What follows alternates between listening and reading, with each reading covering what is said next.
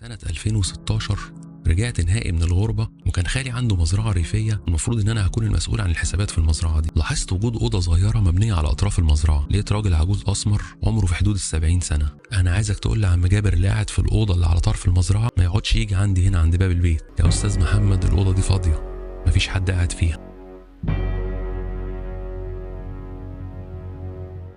انا وخالي الصبح طلعنا على المزرعه في حدود الساعه 9 الصبح كده، عشان ده كان ميعاد شراء المواد الكيماويه والاسمده للمزروعات اللي موجوده هناك في المزرعه. وصلنا لمحلات الاسمده وبدا خالي ينقي الحاجه بنفسه، وده بحكم خبرته في الزراعه، وكان زمان بيشتغل بايده في المزرعه. واحنا واقفين في محل الاسمده لقيت شاب كده عمره في حدود ال30 سنه، لقيته بيسلم عليا ويسالني انا مين وعندي كام سنه وبشتغل فين، لان دي كانت اول مره اروح فيها محلات الاسمده. قعدنا ندردش انا وهو، واحنا بنتكلم خدنا الكلام ناحيه المكان اللي احنا فيه، ولقيته بيحكي لي ان هو ساعات وهو سهران في المحل بيشوف حاجات غريبه، مع ان المحل ده على الطريق الرئيسي، يعني المفروض فيه ناس على طول النهار. وقال لي ان دايما في المخزن بتاع المكان بيكون في اصوات غريبه، واحيانا بيسمع ناس بتكلم بعضيها بلغه مش مفهومه. انا طبعا قلت له انا ما باخدش بالي من الحاجات دي واصلا مش بقتنع بيها. قال لي يا عم انت عايش في القاهره، عارف لو كنت عايش هنا كانش ده يبقى كلامك. ما رضيتش احكي له طبعا عن اللي حصل لي في المزرعه، وخفت لا يرجع احساس القلق تاني، او نقدر نسميه المره دي انه خوف.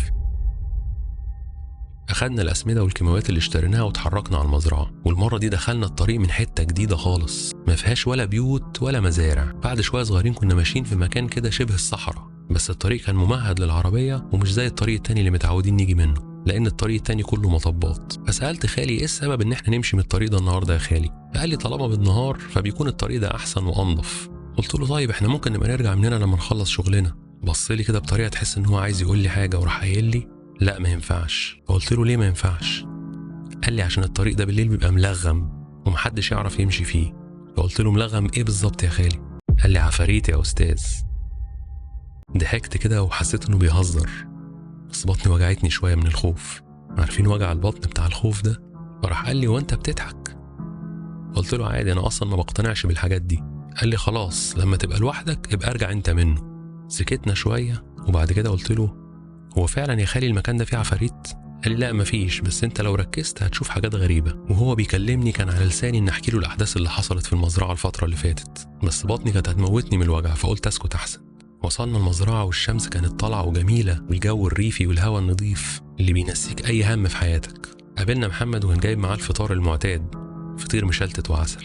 بعد الفطار جابوا لنا الشاي اللي بيظبط المزاج، وبدأنا نشتغل أنا وهو في الحسابات. في الوقت ده خالي خرج بره عشان يتابع عملية رش المبيدات والكيماويات. لقيت محمد بيقول لي على فكرة يا أستاذ محمد الشبابيك اللي في الدور التاني في شباك منهم متكسر إزازه. عايز أقول لكم إن أنا افتكرت الليلة إياها دي وبدأت أقلق. قلت له طب تفتكر إيه اللي كسرها؟ قال لي يمكن شوية هوا جامدين، أو يمكن غراب أو حداية.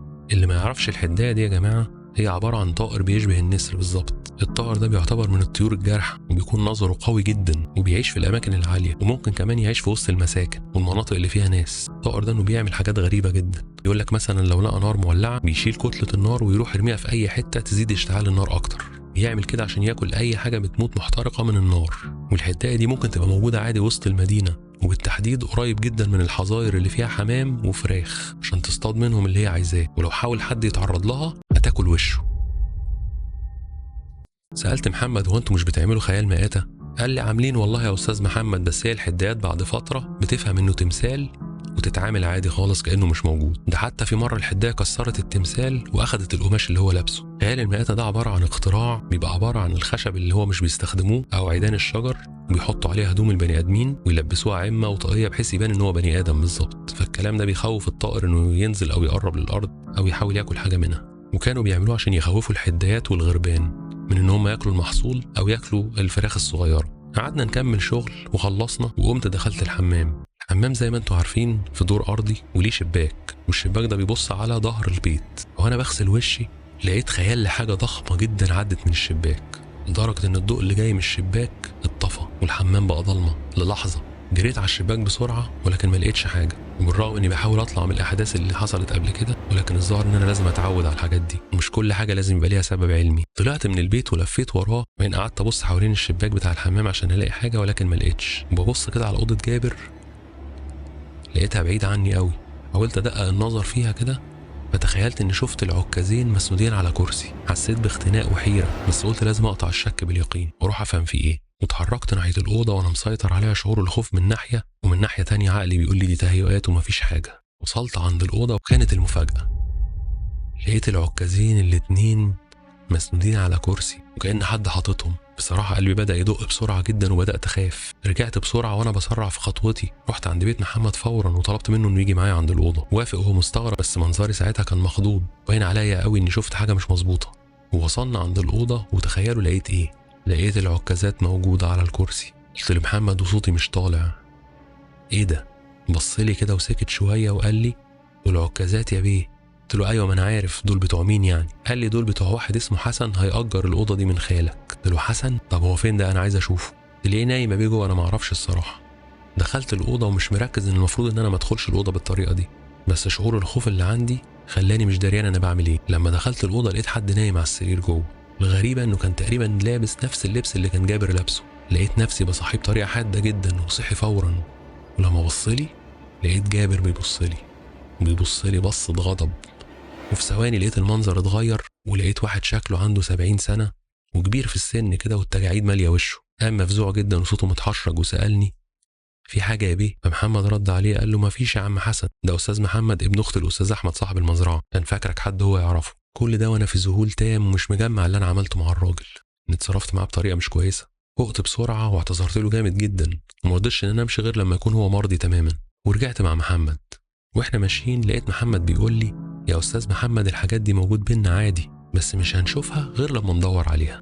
قلت له: أنا أصلا مش بقتنع بالحاجات دي، بس من كتر الأحداث اللي بتحصل بتخليني أحس إن في حاجة. بص لي كده بابتسامة لئيمة. عايز أقول لكم إن أنا اللحظة حسيت إنه بيحاول يخوفني علشان ما أقعدش في المكان. الساعة بقت 12 وكل المزارعين راحوا يناموا نومة القيلولة، وحتى خالي قال لي: أنا هطلع أنام شوية فوق، ما تيجي تنام وتريح. قلت له: لا، أنا هقعد بره في الهوا. أخدت اللاب بتاعي وخرجت من البيت والدنيا هادية. قعدت على كنبة موجودة بره البيت وبدأت أفتح ملف الحسابات. عدت نص ساعة وفجأة لقيت الهوا بيشد جامد قوي والتراب ملى المكان. ببص على أوضة جابر لقيت التراب حواليها كتير جدا، بس حسيت إن التراب اللي حواليها أكتر من التراب الموجود في المزرعة كلها. على فكرة كل الصور والفيديوهات اللي قدامكم دي أنا اللي مصورها بنفسي، كنت مصورها على سبيل الذكرى، مش هعرف إيه النهاية في المكان ده. طلعت الدور اللي فوق اللي في البيت ودخلت الأوضة اللي فيها الكراكيب واللي فيها الحاجات اللي محدش بيستخدمها، وقعدت اتفرج على بعض الحاجات. بالصدفة لقيت مسدس كاتم صوت شكله حلو قوي، فاخدته وطلعت البلكونة وقعدت اتصور بيه برغم الناس كلها كانت نايمة والمكان كان فاضي، ولكني كنت حاسس ان في حد بيبص عليا وقريب مني جدا. والغريب كمان الصور اللي انا كنت بتصورها كان ظاهر فيها واحد واقف في الصورة، كان باين جدا انه واقف عند الأوضة بتاعت جابر وانا بتصور، ولكن ما ظهرش في الصور بعد ما صورتها. الساعة 4 العصر جت، كل المزارعين قاموا من القيلولة اللي انا بسميها الغيبوبة، لان هي المفروض اصلا تكون ساعة او ساعتين تاخد بس كفاية جسمك وبعدين تقوم ترجع لشغلك تاني. ومن وسط المزارعين لقيت واحد فيهم عمال يبص لي بصات غريبة جدا، ولما دققت في شكله لقيته شبه الراجل اللي كان موجود في الصورة وانا بتصور بالمسدس. شاورت له عشان يجي، لقيته جاي لي وهو خايف جدا. قلت له: ازيك، عامل ايه؟ فما ردش عليا. قلت له: اسمك ايه؟ قال لي: اسمي عوض يا بيه. قلت له: انت ليه النهارده ما نمتش زي ما الناس بتنام كلها بعد الظهر؟ طبعا انا كنت حاسس اني بساله بلطف، لكن انتبهت ان انا بساله زي ما يكون وكيل نيابه بيحقق مع متهم. رد عليا قال لي انه كان نايم عند غفير قريبه تاني ولكن في مزرعه جنبنا. فقلت له: ازاي ده، انا شفتك عند الغيط النهارده ورا البيت. قال لي: قسما بالله يا بيه انا لسه جاي من المزرعه التانيه دلوقتي. انا حصل لي حاله تناحه وما ردتش عليه وهو بيقول لي عايز حاجه يا بيه، ما قدرتش ان ارد عليه ولا كنت سامعه اصلا، ومشي من قدامي وانا مذهول ولا حسيت انه مشي. لقيت خالي بيقول لي: يلا عشان نروح ونتوكل على الله قبل ما الدنيا تضلم. حركنا على الطريق فكانت الساعه 5 تقريبا، فقلت لخالي: ما تيجي نروح من الطريق اللي انت جبتنا منه الصبح. فبص لي كده وقال لي: لا مفيش داعي، هنمشي من الطريق اللي احنا متعودين عليه. قلت له: ما الطريق نهار لسه، يعني ممكن نروح منه. قال لي: يا ابو قلب ميت، لما تبقى لوحدك يبقى عدي منه يا اخويا وبقف اشرب شاي كمان. كملنا طريقنا ووصلني البيت وروح هو. عايز اقول لكم ان برغم كم الاحداث اللي حصل ده الا اني مغامر جدا وبحب التحديات قوي، وقلت المره الجايه لما اروح هعدي من الطريق ده رايح وجاي وما نشوف هيحصل ايه. وفي يوم لقيت تليفوني بيرن على الساعه 4 العصر كده، ولقيت محمد الحارس بيقول لي: الحق يا استاذ محمد، البيت غرق كله ميه، تقريبا في ماسوره ضربت جوه البيت وانا مش عارف هي فين، وخالك مش عايز يرد عليا. طبعا اكيد هو بيكلمني لانه مش معاه مفتاح.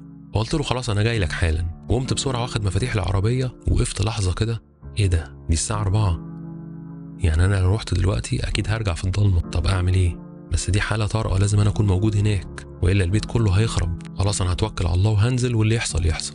ونزلت باللبس اللي عليا وطيران على الطريق. وصلت الطريق اللي بيدخل المزرعه وبقيت واقف محتار، ادخل من الطريق اللي انا متعود عليه ولا ادخل من الطريق الممهد على اساس اوصل اسرع. ولكن قلت ده مش وقت تجارب وخلينا نوصل بسرعه نلحق المصيبه اللي حاصله دي. دخلت من الطريق العادي اللي كنا متعودين عليه اللي كله مطبات وانا ناسي تماما الاحداث اللي كانت بتحصل، وفضلت ماشي فيه. فجاه لقيت كمية كلاب بلدي كتير جدا بتجري عليا، بس أصواتهم كانت متوحشة جدا، وكان عدد كبير جدا غير عادي لفوا حوالين العربية قدامها ووراها وتحتيها وفي كل حتة. أنا بحب الكلاب أصلا ومش بخاف منهم، ولكن أصواتهم كانت مرعبة فعلا، وحسيت إن هم عايزين يدخلوا لي العربية جوه. وكمان لو حاولت أجري الطريق فيه مطبات وصعب إن العربية تجري بسرعة في الطريق ده. قعدت أمشي بالراحة علشان ما أدوسش على أي كلب فيهم. وفجأة لقيتهم بيجروا كلهم كأنهم شافوا حاجة خوفتهم جدا، لدرجة كل كلب كان بيجري بيدوس على الكلب اللي جنبه، وكانوا بيجروا في حتت متفرقة كل واحد في حتة. وقفت العربية وقعدت أبص ملقتش حاجة. كملت في طريقي لحد ما وصلت للمزرعة، بس بصراحة وانا ماشي كنت حاسس ان العربية بتمشي لوحدها ومش حاسس بالمطبات. مش عارف ده احساس جالي كده بسبب التوتر ولا الاحساس ده جالي بسبب الموقف بتاع الكلاب اللي حصل. المهم وصلت المزرعة وفتحت باب البيت، لقيت البيت كله غرقان والمية عمالة تنزل من فوق زي الشلالات. لقيت محمد بيقول لي دي المية دي جاية من فوق السطح. فطلعنا انا وهو السطح. دي كانت اول مرة اطلع فيها. أول ما فتحنا باب السطح المية خرجت بطريقة مرعبة، ولقينا السطح كله مية وماسورة الخزان اللي فوق مكسورة هي اللي عملت المية دي كلها. محمد جري على حاجة اسمها المزراب، والمزراب ده عبارة عن ثقب أو فتحة في سور السطح تبقى معمولة عشان لو في مطر اتجمع في السطح ينزل على طول. محمد راح ناحية المزراب وتفاجئ إنه لقى فار مدبوح جوه المزراب ومحشور جواه. أنا هنا حسيت إن الموضوع ده أكيد بفعل فاعل. مين ممكن يطلع السطح ده وهو مش معاه المفتاح؟ وعمال وأنا بفكر أبص على أوضة جابر. محمد قعد يفرغ المية بالجردل لأن المزراب كان مسدود ومش بينزل مية خالص. قعدنا أكتر من ساعة نفضي السطح من المية لحد ما الدنيا ظلمت. أنا بصراحة مش عايز أقول لكم إن أنا كنت بحاول أشجع نفسي بأي طريقة، وبحاول أبعد عني أي هلاوي تحاول تدخل في دماغي أو تخليني إن أخاف. خلصنا رفع المية ونزلنا وقفلنا البيت. لقيت محمد بيضحك وبيبتسم ابتسامة خبيثة كده ويقول لي ما تبيت يا أستاذنا النهاردة عشان الطريق والضلمة. قلت له بسرعة وبدون تفكير لا يا عم أنا هروح لأن عندي مواعيد ولازم أروح النهاردة. قال لي على راحتك يا بيه. طبعا كلكم هتخمنوا وتقولوا اللي أي بني آدم طبيعي هيقوله، وهو إن أكيد محمد ده معاه نسخة من باب البيت وبيعمل الحركات دي عشان يبين إن معهوش المفتاح. لأن لما طلعت البيت لقيته عارف شكل مفتاح السطح، وكمان باب السطح مش بيتفتح بسهولة، يعني لو أنت مش عارف طريقة فتحه مش هتعرف تفتحه. وكمان مكالمته ليا الساعة 4 عشان هو عارف إن أنا مش هعرف أجي في الوقت ده. حوار المدبوح ده حاجة غريبة قوي يعني. كل الهلاوس دي عمالة تيجي في دماغي وأنا واقف جنب العربية في الضلمة ومش شايف أي حاجة. رحت راكب العربية، قعدت لحظة كده أفكر وبعدين قررت إن أنا أعمل عمل شيطاني. كان معايا موبايل قديم في العربية بس فيه كاميرا وكان شغال. خدت الموبايل والشاحن بتاعه ودخلت البيت ثبته على الشباك بحيث يكون جايب البيت من بره. في برنامج بيحول الموبايل لكاميرا مراقبة بس تعرف تشوفه من موبايل تاني، وكمان ممكن يسجل يوم كامل. فقررت إن أراقبه بالطريقة دي. طبعا الإنترنت تقريبا معدومة في المكان. البرنامج حجمه صغير جدا وقعد ينزل في نص ساعة بس في الآخر نزل الحمد لله. وبدأت أجربه على الموبايل وأشوف بيجيب الصورة مظبوطة ولا لأ. كان بيجيب الصورة مظبوطة ولكن كل شوية كانت الإشارة بتقطع بسبب ضعف الإنترنت. المهم إن هو هيكون بيسجل وأنا المرة الجاية لما أجي هشوف إيه الدنيا. الساعة بقت 8 والدنيا كحلت خالص وكل الأنوار انطفت في المنطقة. تخيلوا انتوا بقى المنظر والإحساس في المكان ده بيبقى عامل إزاي. ولكن جالي إحساس كده إني عايز أمشي في الطريق الممهد عشان أوصل بسرعة وكمان ابعد عن الكلاب اللي كانت هتهجم عليا. واتحركت فعلا ووصلت لبدايه الطريق الممهد ووقفت شويه كده افكر، لكن منظر هجوم الكلاب عليا خوفني اكتر. فقلت انا هدخل من الطريق الممهد وامري لله. السيء بقى في الموضوع واللي للاسف ما خدتش بالي منه وانا طالع من بيتنا في القاهره هو ان بنزين العربيه كان خلصان. أنا مش عارف ليه الإنسان بيحط نفسه في المواقف دي وهو مسافر. كان ممكن تحط بنزين وتأمن نفسك قبل ما تسافر عشان ما يحصلش مواقف زي دي، ولكن هنقول إيه؟ المهم دخلت الطريق وأنا جوه الطريق قعدت أقرأ آيات قرآنية كتير جدا، وبدأت الحقول الزراعية والبيوت تختفي شوية شوية، والطريق اتحول لصحراء تماما مفيش فيها ولا سنة ضوء غير ضوء العربية اللي أنا راكبها بس. الغريبة إن الطريق الرئيسي المفروض كان يبان من بعيد أو الإضاءة اللي عليه كانت تبان من بعيد، لكن ما كانش في حاجه باينه خالص. كنت مشغل جوجل مابس بس عامل حاجه كده اسمها اوفلاين مابس، دي بتبقى عباره عن ان انت بتخزن الخريطه عشان تقدر تستخدمها في مكان ما فيهوش انترنت، وطبعا ولا في ولا راديو ولا في موبايل شغال، مفيش اي شبكه نهائي. فجاه حسيت ان العربيه بتتقل شويه في المشي، بس ده مش بسبب البنزين، لان البنزين لما بيخلص العربيه بتقعد تترج لحد ما تقف. فقلت ممكن يكون رملة تقيلة في الطريق مثلا هي اللي عاملة البطء في العربية. فضلت ماشي وبدأت أزود السرعة، وبدأت العربية ترج الرجة بتاعة البنزين، وبدأت أخاف جدا وقلبي بدأ يدق بسرعة. بصراحة ندمت إني دخلت الطريق ده، وقعدت أفتكر كلام خالي وهو بيقول لي بلاش، وكل شوية بحس إن في خيالات بتعدي جنبي، وبالرغم من الدنيا ضلمة طفيت نور الصالون بتاع العربيه لاني حسيت اني مكشوف، وبدات امشي والعربيه كل شويه ترج رجه غريبه جدا، مش رجه بنزين خالص. فجاه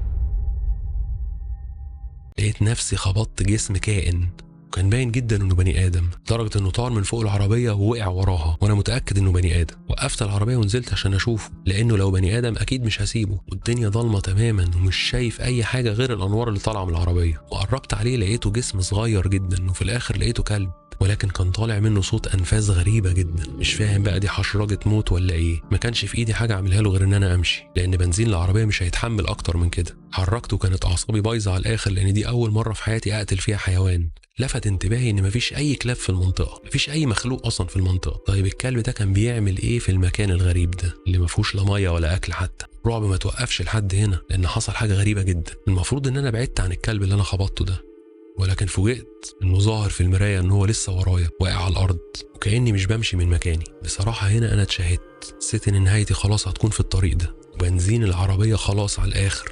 فجاه بفتح عيني لقيت نفسي عند البيت بتاع المزرعه وقاعد في العربيه، ومفيش اي حاجه حصلت من كل اللي اتحكى ده، ولا حتى موضوع الموبايل اللي نويت اراقب بيه محمد. نزلت من العربيه وببص في الساعه، لقيتها الساعه 8:30، يعني كل الكلام ده حصل في نص ساعه. بصيت على ازاز العربيه، تخيلوا لقيت ايه؟ لقيت دم الكلب اللي انا موتته على ازاز العربيه.